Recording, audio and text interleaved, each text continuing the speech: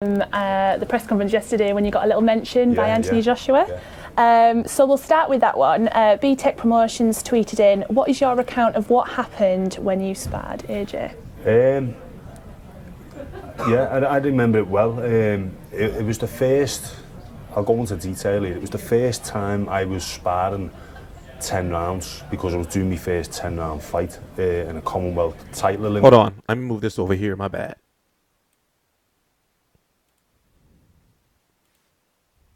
There we go.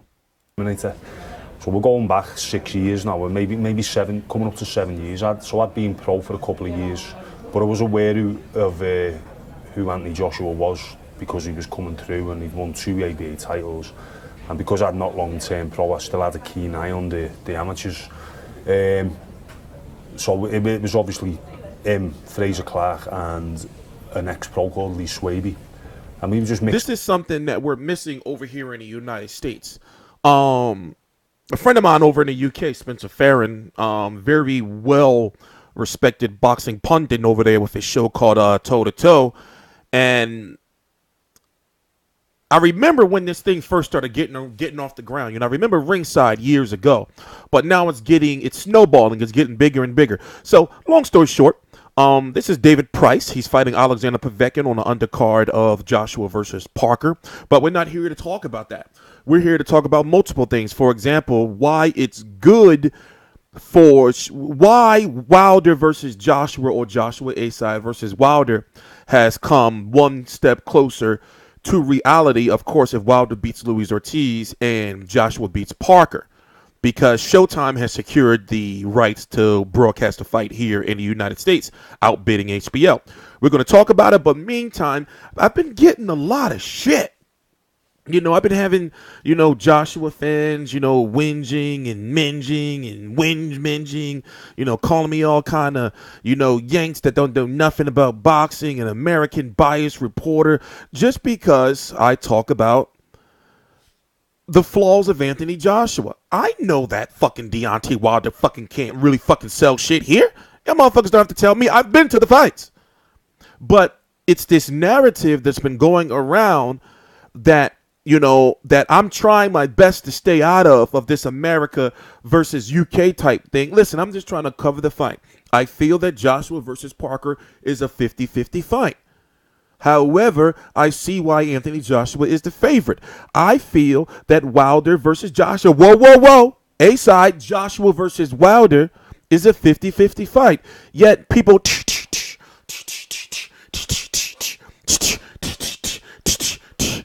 shooting me the hell up because I'm voicing my opinion and trying to be critical about the matter. But anyway, people have been bitching because I was talking about how David Price had did a job on Anthony Joshua in sparring. And people say, oh, mate, it's just sparring, mate. You Yanks think that's why boxing is dying over there, Yank. I'm just reporting the motherfucking news, man. Christ. So let's run it back a little bit and shut up. Shh. Oh, and over here, by the way, I've been having some issues. I've been studying to do what I'm doing now on YouTube. It took me years, 2.5 years of dormancy, of not doing videos like I'm doing now. Nowhere in the frequency that I'm doing because I had to do so much reading, watch so many videos, tutorials, and everything to be able to learn that I can do this here in the United States. Legally, because I'm reporting the news, providing criticism, or I'm teaching about the sport of boxing, or providing a parody on such video content. I'm TstreeT Controversy. This is TstreeT Controversy Live. Please subscribe. An ex-pro called Lee Swaby, and we were just mixing the rounds in, but I was going to get the 10 rounds straight off. And long story short, I just caught Anthony Joshua with the right hand in probably one of the later rounds for me. In a similar fashion to Klitschko, that type of shot landed, and it was a heavy knockdown. Did you dummy the right hand before you threw it? It was like it was a right hand. Yeah, it was a right hand, but it was like a throwaway left hook and a big right hand. But in fairness, he wasn't easy to catch before that, and you could see he did have something, even though he was obviously A novice, but still an ABA champion, you know, at the same time. And the punch landed, and he went down heavy, and the trainer jumped in and helped him out the ring type of thing. But, you know, as far as sparring goes, he's mentioned that yesterday and got my name back out there. You know, I'm David Price now of Anthony Joshua sparring fame, not David Price of his own accord fame, but as far as sparring goes. Well, David Price, you know, no disrespect, he is known for being knocked the fuck out. One, obviously, you know about Erkan who failed the drug test, that famous meme where you see David Price, 6'9" body lying under the ring post. Then he gassed out against Christian Hamer, who then went on to fight Alexander Povetkin. Alexander Povetkin is now fighting him on the undercard. I don't even know how what's happening, but Alexander Povetkin is already the WBA mandatory for Anthony Joshua and ranked #1 by the WBO. And David Price is not ranked by anybody, but my guess is if he wins, he's going to be the #1 contender. Whatever the case may be, it's a very, very good card. So over here in the United States, let me let you UK fans know something. You don't understand how good you have it when you have Box Nation, you know, that picks up on fights from all over the world. You have ITV, you know, which obviously ITV free, and then ITV box office. Y'all motherfuckers was getting fights on Dave TV. You know, y'all have Sky Sports, BT Sport. Over here, we have HBO, Showtime, ESPN, Fox Sports, Fox Sports 1, BN Sports, and some others. But the point I'm trying to make is y'all get more access to boxing than we do here in the United States. You get more access to globally televised fights than we do here in the United States. Legally. Obviously, you know, it's certain fights I have to motherfucking stream and shit. Because I can't get them. But if I could, I would pay for Box Nation. What, this shit's only a month, $15 a month? But however, I would be paying for fights that I already get for HBO, that I pay for, Showtime, and then ESPN. They say it's free TV, but you have to have a cable package to get ESPN. It's not free. So it's a big deal that Showtime signed up Anthony Joshua for this fight, or for Joshua Parker. It's because I've talked to the president, Stephen Espinoza, several times about the issue, and basically what they want is they understand that they have the heavyweights, and in their heavyweight that they have signed, their flagpole heavyweight is Deontay Wilder, meaning Showtime. So after Luis Ortiz, they want to send Deontay Wilder to the top. They want him to fight Anthony Joshua. So of course, I'm sure when Eddie Hearn, Sky Sports, Stephen Espinoza, and Al Heyman all talked about, you know, this fight, they said, okay, well, listen, you know, we want this fight because we want to show the fans that we're invested in Anthony Joshua and that we want to make Joshua versus Wilder. That makes sense, right? HBO, if they were to get Anthony Joshua, realistically, you know, of course they'll be able to get fights for him televised over here, but it would put a big political network monkey wrench into things, because if Joshua were to sign with HBO and then Deontay Wilder with Showtime, you know, that would be a disaster, because then Wilder, being the B side, would have to go over to HBO. You see what I'm saying? To get that fight. Now, of course, Showtime was smart to make sure they had like enough money, you know, aside to make sure they bid whatever HBO was going to bid over. I mean, they overbid whatever HBO was going to bid, and probably had a lot of money to make sure that they secured this fight. So for those who don't know, it's going to be on March the 31st. It's taking place up in Cardiff. They've already sold 70,000 tickets. People say, you know, Eddie Hearn be doing something funny with the tickets and everything. Like, what does it really mean if the motherfucking shit going to be sold out? Like, what does it matter what he's doing with the tickets, or they being sold out and then sold to third and fourth party, whatever the shit is? Either way, y'all motherfuckers gonna be there. You know, people say, you know, it didn't really sell out that, you know, that fast.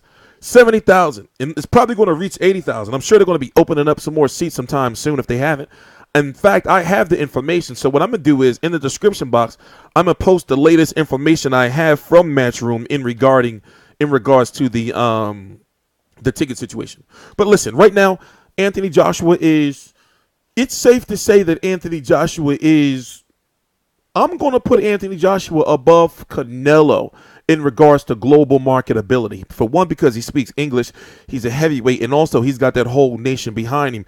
Canelo, yeah, he's the pay-per-view star here in the United States. Yeah, he has global appeal. People know who he is, but for some reason in my heart, I feel that Anthony Joshua is just bigger. Now, let's talk about the Wilder pricing demands of the, him saying 50-50. Listen, in boxing politics, when you have a champion who is putting on his own cards, or you have the promoter like Al Heyman, you're going to ask for 50-50 first. I'm pretty confident that when it comes down to it, I'm really confident the fight's going to happen. But, I mean, obviously, if all guys win. But I'm confident that they would accept 35% or less. Al Heyman and Showtime, they're not dumb.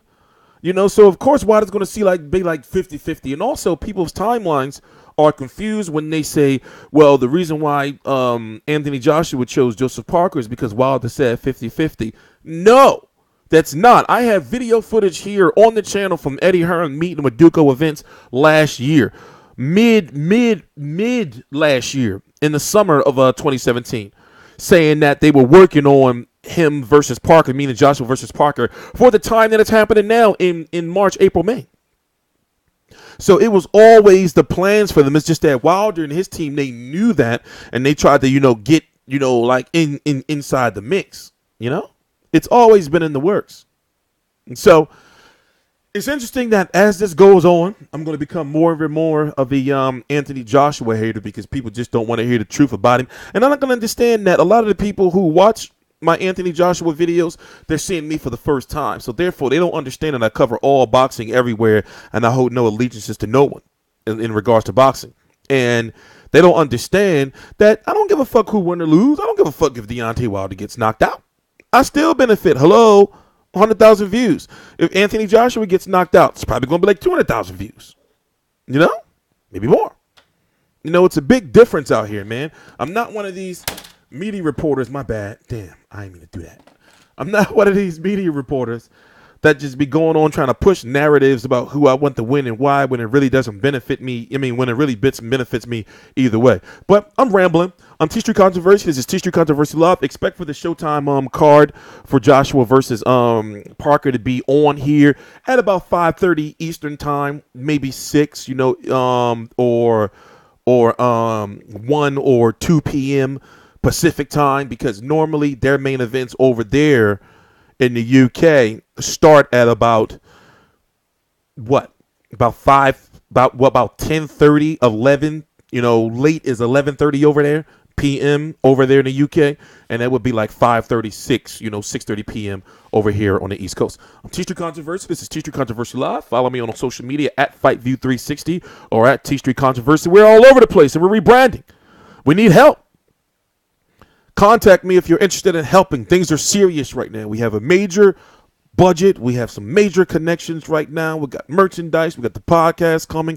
As you can see, we made a lot of technological changes. We're all over covering these events in some way, shape, or form. Please subscribe. Contact me at info@fightview360.com. Send me a Facebook message. Okay, I probably don't check my messages too much, but still, send one anyway. Contact us on Twitter. Anybody. I'm TstreeT Controversy. This is TstreeT Controversy Live. Please subscribe.